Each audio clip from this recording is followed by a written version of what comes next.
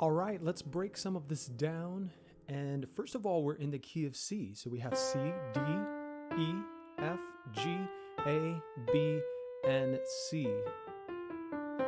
Okay, and we can number these notes. C is the 1, D is the 2, E is the 3, F is the 4, G is the 5, A is the 6, B is the 7, and C is the 1. And we'll just come right back down. 7, 6, 5, 4, 3, 2, 1. And our basic triad progression is C, G, A minor, and F, and then we're flattening that third on F and making F minor. And so we have our 1 chord, which is C, to the 5, G, to the 6, A minor, and to the 4, F, and then minor 4 there.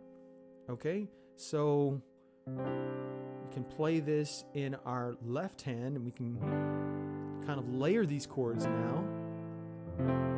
Okay, now in our left hand, we're playing the root and 5th right now. So we're just simplifying, but every chord has a root, 3rd, and 5th. So in the chord of C major, we have our C as our root, okay? D is the 2nd, we skip that. E is the 3rd. F is the 4th, we skip that. And we play the 5th, which is G. So C, E, and G makes up C major. So in our left hand, we're just playing the root and the 5th.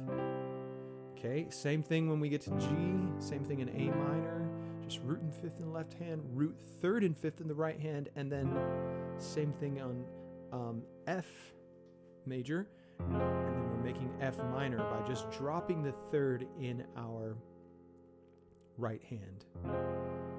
Okay, so the most basic way to play this, if we bring in the beat again, 2, 3, 4, and G, 2, 3, 4, and A minor, 2, 3, 4, and F, 2, F minor, 4, C, 2, 3, 4, and G, 2, 3, 4, A minor, 2, 3, 4, and 2, 3, 4, and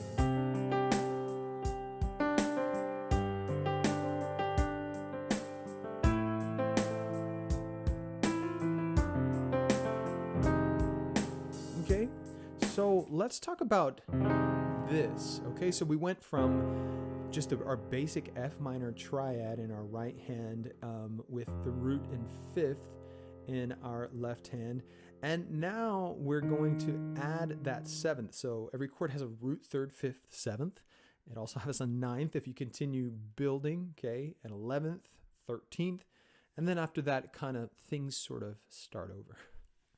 Okay, so in F minor, we have our root F, 3rd is A flat, and our 5th is C, and then we will continue on with the 7th, and this makes this an F minor 7th. So our 7th is E flat. So what we're going to do is we're going to play the root, 5th, and 7th in our left hand. We're going to leave out that 3rd because it gets kind of muddy down there. Okay, so we want to add the 3rd here in our right hand, and we'll play the 3rd and the 7th, but we're going to add a little something there. Now, this G, if we were just playing the F minor triad and adding the G, our chord reader says F minor add 9. Well, when we're just playing an F minor chord with no 7th, I like to just call this a 2. So add the 2, add the 2nd note of the chord. But now, when we're building out that chord, root, 3rd, 5th, 7th, and then we add that 2nd there. That 2nd becomes a 9 in context of the 7th. So hope I'm not waxing too eloquent on this. But so that's what we're doing. We're playing the root, 5th, 7th, and then that 9th there in our right hand. And oh, listen to that color. Oh man, that's just fantastic. And then we have our 3rd and our 7th. And then we're just kind of rolling that. We're not playing it all at once, but we're not technically arpeggiating it, just kind of rolling it. Okay? And so we have that, and then so notice how we've gone from that basic triad, okay, to more of different voicing in our right hand. Okay, so if we have first inversion here, or root position, I'm sorry, here, this is C, E, G, so this is root position. That means that the way that we're playing on the chord, it starts on the root. Now, if we start on the third of the chord, played out like that, that's first inversion. Second inversion happens when we start on the fifth of the chord and play it from there. So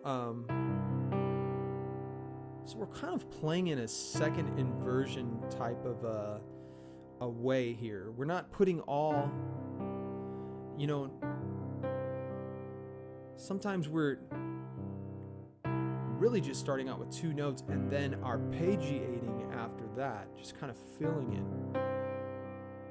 Oh, that's nice. And then going to G, playing in sort of a root position type form here. Okay, I've got my root fifth, and it just so happens that I'm hitting the root again in my left hand, and my third and my fifth in my right hand.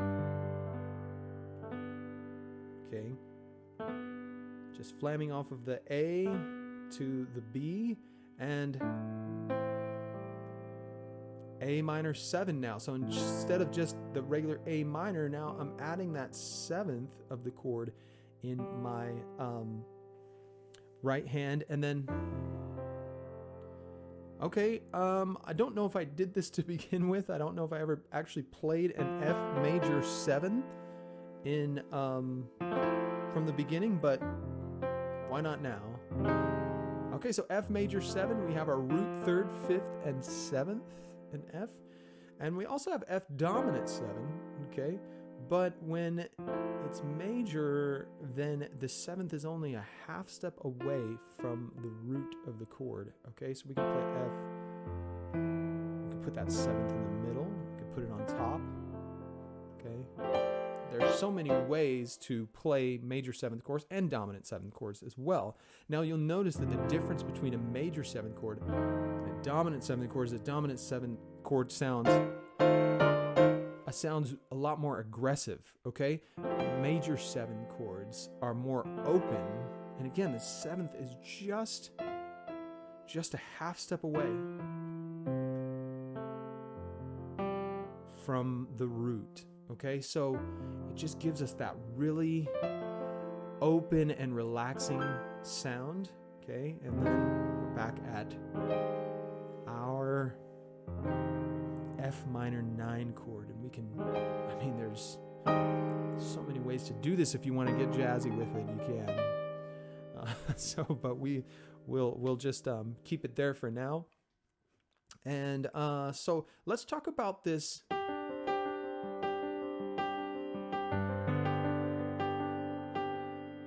Okay, so really I'm just using C sus2, okay? So a C2 chord to kind of just create some rhythm there. Okay, and I'm coming down to the G, so I'm starting at G. So 1 E N, a 2 E N, a 3 E N, a 4 E N. Okay, and the reason why I'm saying 1 E N, a 2 E N is I'm dividing each beat up into 4 sub beats. Okay, so essentially we're going 1 2 3 4 2 2 3 4 3 2 3 4 4 2 3 4 1 E N, a 2 E N, a 3 E N, 4 E N, a. Okay, so, and I'm just kind of using that space to create something rhythmic. So 1 E N,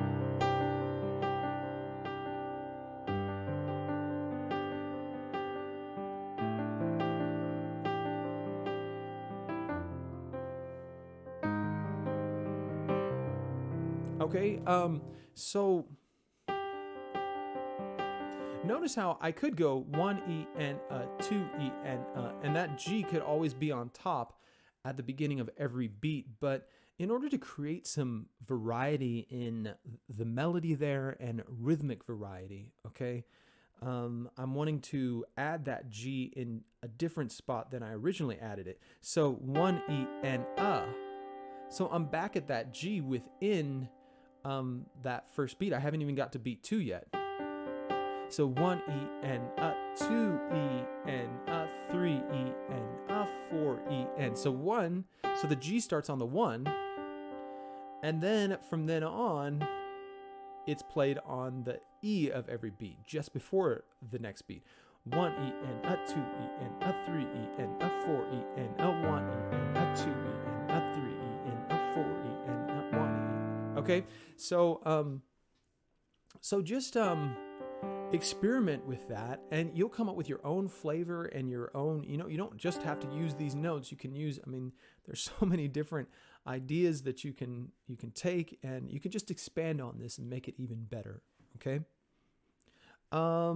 Another thing, the last thing I'll show you is, okay,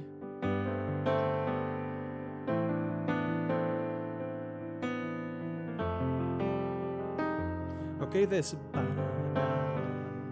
okay, so rhythmically, well, first of all, let's just break down what's happening there. When we get to G, all right, we're just playing G and then outlining an A minor, okay, keeping G in the bass,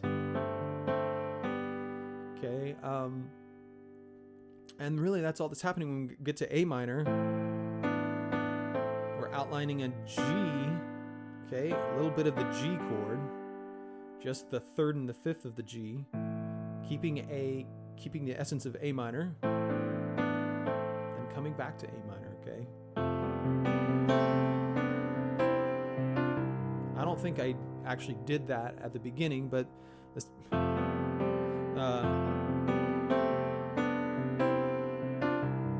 all I'm doing there is just starting on F major, the beginning of the F major triad, the root in the 3rd, and then just moving up in 3rds until I get back to C. Okay, so let's go back to. Let's just talk about what's happening here rhythmically. Okay, now when you're playing through this, you'll probably just be able to feel and sense that rhythm. Okay, but let's just break it down anyway, just in case we want to slow it down and really be able to hone in on this particular lick. So 1 E and a 2 E and a 3, 4. So 1 E and a 2 E and 3, 4, and 1 E and a 2 E and a 3 and 4, and 1 E and a 2 E and a 3 E and a 4 E and a 1 E and a 2 E and a 3 and a 4 E and. So let's turn this beat back on. So 1 E and a 2 E and 3, 4, 1 E and a 2 E and 3, 4, 1 E and a 2 E and 3, 4, 1 E and. So yeah, so 1 E and a 2 E and 3, 4, 1 E and a 2 E and 3, 4.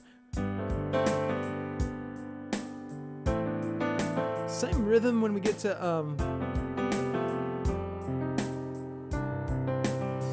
all right, so here's A minor now.